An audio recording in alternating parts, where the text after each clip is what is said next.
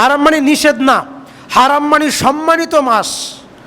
জিলকদ, জিলহজ, মুহররম, রজব, এই 4টি মাস কোরআনের ভাষায় সম্মানিত মাস। মক্কার কাফেররা এই 4 মাসে যুদ্ধ বিগ্রহ, তর্ক বিতর্ক, এমনকি গাছের পাতা, এমনকি গালিগালাজ, দমক কিছুই করতেন না। কোনো কোনো বর্ণনায় পাওয়া যায় তারা উচ্চ স্বরে কথাও বলতেন না, অথচ তারা কাফের, অথচ তারা কাফের।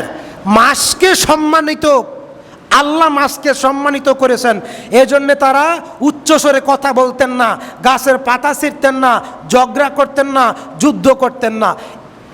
এই সুযোগে নবীজি মুহাম্মদুর রাসূলুল্লাহ সাল্লাল্লাহু আলাইহি সাল্লাম দাওয়াতি কাজ করবেন চিন্তা করেছেন। কারণ যখন তিনি দাওয়াতি কাজ করেন তখন মক্কার কাফেররা তার উপরে জুলুম করে, নির্যাতন করে, তাকে মক্কা থেকে বের করে দিতে চায়। যেহেতু এই 4টি মাস সম্মানিত, তাহলে তাকে কেউ বের করে দিবে না, তার উপরে কেউ কঠোর হবে না, চড়াও হবে না, নির্যাতন করবে না। কথা বোঝা গেছে কিনা? এটা দাওয়াতের সিজন। আবার পৃথিবীর অনারব বিশ্ব থেকে মক্কাতে তৎকালীন সময়ের মানুষগুলো যারা আগের কিতাবে বিশ্বাসী ছিল তারাও হজ করত। হজ এবং কুরবানি নতুন কোনো আমল নয়। আদম নবী থেকে হজের বিধান, সূরা মায়েদা আয়াত 27 থেকে 31। সমস্ত নবীর উম্মতেরা, তার অনুসারীরা হজ করত, কুরবানি করত। তবে কুরবানির প্রথা এবং পদ্ধতি ভিন্ন ছিল, হজের পদ্ধতি একই ছিল, সবাই তাওয়াফ করত। তবে সাফা মারওয়া সাই ভিন্ন ছিল, কিন্তু সবাই তাওয়াফ করত, তাওয়াফের বিধান একই ছিল। তখন মুহাম্মদ সাল্লাল্লাহু আলাইহি সাল্লাম যারা অন্য দেশ থেকে মক্কাতে যাইতো, হজ করত, তখন তিনি তাঁবুতে ঘুরে ঘুরে দাওয়াত দিতেন, ভিক্ষুকের মতো, এতিমের মতো, অসহায়ের মতো তাঁবুতে ঘুরে ঘুরে দরজায় গিয়ে গিয়ে দাওয়াত দিতেন, দরজায় গিয়ে গিয়ে দাওয়াত দিতেন। 9 বছর দাওয়াতি কাজ করলেন, একজন ইসলাম কবুল করে নাই। কয় বছর? 9 বছর। ঘুমান নাকি?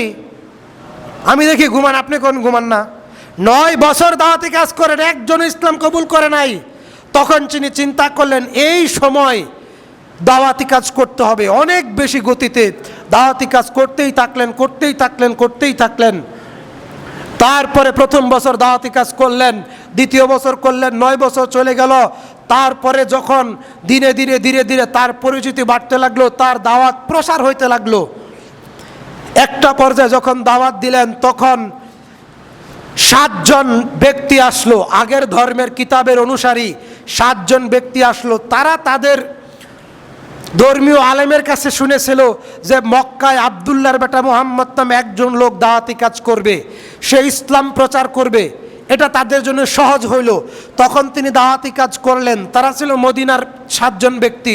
তারা খুব সহজেই জানার কারণে আমল করলেন, নবীকে নবী হিসেবে মেনে নিলেন, ইসলাম কবুল করলেন। তারপর তারা চলে গেল। তারা দীর্ঘ 1 বছর মদিনায় দাওয়াতি কাজ করলেন। তাদের দাওয়াতি কাজে আরও 5 জন ইসলাম কবুল করলো, মোট 12 জন হইল। এইদিকে মক্কার দাওয়াতি কাজ দীর্ঘ 13 বছর প্রায় শেষ। নবী মুহাম্মদ সাল্লাল্লাহু আলাইহি সাল্লাম বললেন, আমি মদিনায় হিজরত করব, তোমরা মাঠ তৈরি করো, দাওয়াতি কাজের জন্য পরিবেশ তৈরি করো। দাওয়াতি কাজের কি পরিবেশ? সহযোগিতা করবেন, দামসি মসজিদে টাকা দিয়ে সহযোগিতা করবেন, সমালোচনা করবেন না, বিপদে পড়বেন মরার পরে। আলেমের হাদিয়া দেওয়ার জন্যে, মানুষকে আপ্যায়ন করার জন্যে বুদ্ধি, পরামর্শ, টাকা দিয়ে, এমনকি সশরীরে বসে থেকে দাওয়াতি কাজে সহযোগিতা করবেন। মুহাম্মদ সাল্লাল্লাহু আলাইহি সাল্লাম মুসআব ইবনে উমাইরকে তৈয়ার করলেন দাওয়াতি কাজ করার জন্যে। 1 বছর তিনি মদিনায় এমনভাবে দাওয়াতি কাজ করলেন, গোটা মদিনা দাওয়াতের জন্যে আল্লাহ রাব্বুল আমিন কবুল করলেন। সুবহানাল্লাহ। মদিনায় হিজরত করলেন, সেদিকে যাচ্ছি না। এই যে দাওয়াতি কাজ আল্লাহর নবী মুহাম্মদ সাল্লাল্লাহু আলাইহি সাল্লাম করতেন। জিলহজ মাসের গুরুত্বপূর্ণ আমল নাম্বার 1, জিলহজ মাসের 1 থেকে নিয়ে 9 তারিখ পর্যন্ত 9টা নফল রোজা রাখা। ইনশাআল্লাহ বলেন। রোজা না রাখলেও যদি নিয়ত করেন তাও নেকি পাবেন। এটা দীর্ঘ 1 বছরের শ্রেষ্ঠ এই 10 দিন, দীর্ঘ 1 বছরের শ্রেষ্ঠ এই 10 দিন, দীর্ঘ 1 বছরের শ্রেষ্ঠ এই 10 দিন জিলহজ মাসের প্রথম 10 দিন। কোরআন বলছে সূরা ফজরে, ওয়াল ফাজরি ওয়া লায়ালিন আশ ওয়াস শাফঈ ওয়াল ওয়াতরি, ফজরের সময়ের কসম, 10 রাত্রির কসম, জোর বেজরের সময়ের কসম করে আল্লাহ বলছেন। রাসূল সাল্লাল্লাহু আলাইহি সাল্লাম বলছেন, সহিহ বুখারীর বর্ণনা, জিহাদের চাইতে বেশি নেকি, জিহাদের চাইতে বেশি নেকি। জিলহজ মাসের প্রথম আমল তাকবীর দেওয়া। 1 তারিখ থেকে শুরু করে 13 তারিখ পর্যন্ত তাকবীর। বলেন তো দেখি পারেন কিনা।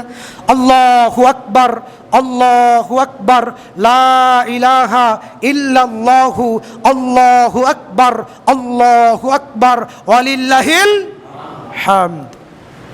আবার আল্লাহু আকবার, আল্লাহু আকবার, লা ইলাহা ইল্লাল্লাহু, আল্লাহু আকবার, আল্লাহু আকবার, ওয়ালিল্লাহিল হামদ। আবু বকর, ওমর, উসমান, আলী আরো প্রমুখ সাহাবী জোরে জোরে তাকবীর পড়তেন 10 দিন। বাড়িতে, বাজারে, রাস্তাঘাটে, মসজিদে, সকল জায়গায় জোরে জোরে তাকবীর পড়তেন। মনে থাকবে কিনা? মনে থাকবে? আজকে জিলকদের 24 তারিখ, জিলহজের 1 তারিখ থেকে আমরা এই আমলটা শুরু করব, জোরে জোরে তাকবীর পড়ব ইনশাআল্লাহ। 2 নম্বর ইবাদত, বেশি বেশি দান খয়রাত করা, বেশি বেশি দান খয়রাত করা এই 10 দিনে। 3 নম্বর বড় ইবাদত, এই 9 দিন নফল সিয়াম পালন করা। 4 নম্বর বড় ইবাদত আরাফার একটা সিয়াম পালন করা। কয়টা সিয়াম? একটা সিয়াম পালন করলে 2 বছরের গুনাহ মাফ, 1 বছর ভবিষ্যৎ, 1 বছর অতীত। সুবহানাল্লাহ। আর সেই সিয়ামটা পালন করব সৌদি আরবের সাথে মিল রেখে ইনশাআল্লাহ।